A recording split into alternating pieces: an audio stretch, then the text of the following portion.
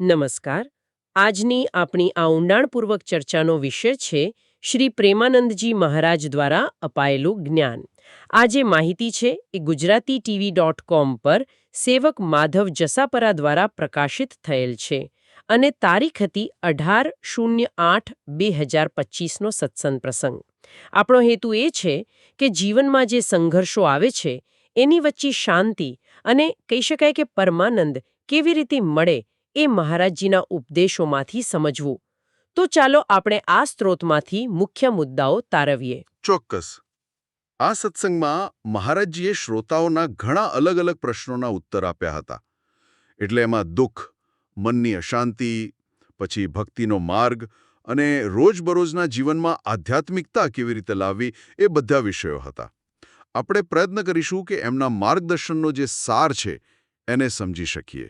ચાલો તો શરૂ કરીએ એક બહુ સામાન્ય પણ મહત્વના સવાલથી. લગભગ બધાને થતો હોય છે કે આપણું મન આટલું બધું પરેશાન કેમ રહે છે. હા, આ બહુ મોટો પ્રશ્ન છે. સતત વિચારો ચાલ્યા કરે, ચિંતા થાય, ક્યારેક તો ડિપ્રેશન જેવું લાગે. મહારાજજી આનું મૂળ કારણ શું ગણાવે છે? જો, મહારાજજી આ બાબતે ખૂબ જ સ્પષ્ટ છે.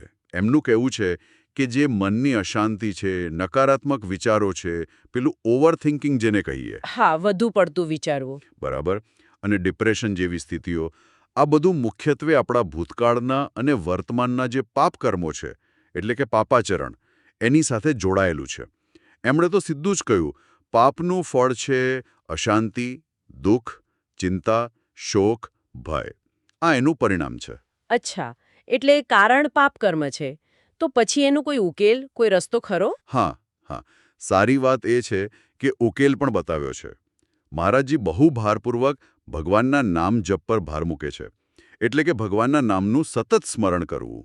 નામ જપ. હા, એમના મતે નામ જપ કરવાથી આપણા જે પૂર્વજન્મના કે આ જન્મના પહેલા કરેલા પાપ કર્મો છે એનો નાશ થાય છે. પણ અહીં એક બહુ મહત્વની વાત સમજવા જેવી છે કે માત્ર નામ જપ કરવાથી શાંતિ નહીં મળી જાય જો આપણે વર્તમાનમાં પણ પાપ કર્મ કરતા રહીએ અને સાથે સાથે અશુદ્ધ ભોજન પણ લેતા હોઈએ. ઓહ, એટલે બંને વસ્તુ જરૂરી છે. બરાબર. વર્તમાનમાં પણ શુદ્ધ આચરણ રાખવું પડે અને નામ સ્મરણ કરવું પડે. આ બંને સાથે ચાલવું જોઈએ. તો જ મન શાંત થાય. સમજાઈ ગયું. આ તો થઈ મનની વાત. પણ ઘણીવાર શરીર જ સાથ ન દેતું હોય. કોઈ ગંભીર બીમારી આવી જાય, જેમ કે પેલું સત્સંગમાં કિડની ફેલિયરનું ઉદાહરણ હતું. હા, હતું. તો એવા વ્યક્તિ માટે મહારાજજીનું શું માર્ગદર્શન હતું? શારીરિક પીડા વખતે શું કરવું? હા, એ એમનું માર્ગદર્શન બહુ જ વ્યવહારુ અને કહી શકાય કે ઊંડું હતું. એમણે કહ્યું કે પહેલી વાત તો એ કે મૃત્યુ તો આવવાનું જ છે. એ હકીકતનો સ્વીકાર કરો. સ્વીકાર. બીજું, ડૉક્ટર જે સલાહ આપે, દવા લેવાની, પરેજી પાળવાની, એ બધું બરાબર કરો. પણ એની બહુ ચિંતામાં ડૂબી ન જાઓ. એમણે કહ્યું પણ ખરું, મરવું 100-200 વાર તો છે નહીં, એકવાર મરવું છે. સાચી વાત. અને જેનું જે સમયે મરવાનું લખેલું છે તે જ સમયે મરશે. એટલે મુખ્ય ધ્યાન ક્યાં રાખવાનું? ભગવાનના નામ સ્મરણ પર અને એમની સાથેનું જોડાણ કેળવવા પર. એનાથી અંદરથી હિંમત મળે. એટલે શરીરની પીડા છે એના કરતાં ભગવાન સાથેના જોડાણને વધુ મહત્વ આપવાનું કહ્યું એમણે. બરાબર. એમણે સ્પષ્ટ કહ્યું, શરીરથી પ્રેમ કરશો તો શું છે? પછી તો રડવું જ પડશે. ભગવાનથી પ્રેમ કરો. આનો અર્થ એ નથી કે શરીરનું ધ્યાન ન રાખવું. હા, એ તો જરૂરી છે. પણ શરીર પ્રત્યે જે આસક્તિ છે એ ઓછી કરીને ભગવાનમાં શ્રદ્ધા વધારવી અને સાથે વ્યવહારિક સલાહ પણ આપી કે જરૂર પડે તો નિઃશુલ્ક તબીબી સહાય લેવી અને ભગવાન પર ભરોસો રાખવો કે એ વ્યવસ્થા કરશે. બરાબર. આચરણ અને ભોજનની શુદ્ધતા પર પણ મહારાજજીએ ભાર મૂક્યો, ખરું ને? ખાસ કરીને માંસાહાર વિશે એમનો મત શું હતો? હા, ખૂબ જ ભારપૂર્વક.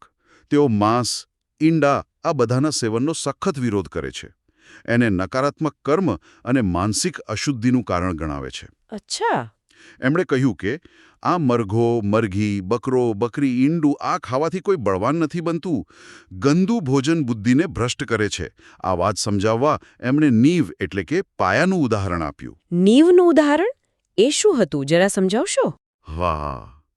એમણે સમજાવ્યું કે જેમ કોઈ મકાન બનાવવું હોય તો એનો પાયો એટલે કે નીવ મજબૂત હોવી જોઈએ. હા, બરાબર. એમ જ જીવનમાં જો સુખ શાંતિ અને ઉન્નતિ જોઈતી હોય, ભલે સાંસારિક હોય કે આધ્યાત્મિક, તો એના માટે પવિત્ર આચરણ, પવિત્ર ભોજન અને ભગવાનનું નામ સ્મરણ, આ 3 વસ્તુઓ મજબૂત પાયા જેવી છે. 3 મુખ્ય પાયા. હા, આનાથી જ સાત્વિક બુદ્ધિ વિકસે છે. એમણે પેલું ત્રિગુણનું પણ સમજાવ્યું, સત્વ, રજસ, તમસ એ કેવી રીતે આપણા વિચારો પર અસર કરે છે. હા, સત્વ રજસ તમસ. અને કેવી રીતે શુદ્ધ અભ્યાસથી, એટલે કે આ સાત્વિક જીવનશૈલી અને નામજપથી આપણે આ ગુણોથી ઉપર ઉઠી શકીએ, એની પણ વાત કરી. બરાબર. એક બીજો પ્રશ્ન પણ હતો ગુરુ અને ભગવાનના સ્થાન વિશે. ઘણીવાર લોકોને મૂંઝવણ થતી હોય છે કે કોણ વધુ મહત્વનું, ગુરુ કે ભગવાન. મહારાજજીએ આ બાબતે શું સ્પષ્ટતા કરી? હા, આ પણ એક મહત્વનો મુદ્દો છે. એમનો દૃષ્ટિકોણ બહુ સૂક્ષ્મ અને સંતુલિત હતો. એમણે સ્પષ્ટ કહ્યું કે સર્વોપરી તો ભગવાન જ છે, એમાં કોઈ શંકા નથી. હા. પરંતુ સાચા ગુરુનું મહત્વ અનિવાર્ય છે, કારણ કે ગુરુ જ આપણને ભગવાન તરફ જવાનો સાચો રસ્તો બતાવે છે. આપણે જે નકારાત્મક વૃત્તિઓ છે, આપણું અજ્ઞાન છે, એમાંથી બહાર કાઢવામાં મદદ કરે છે.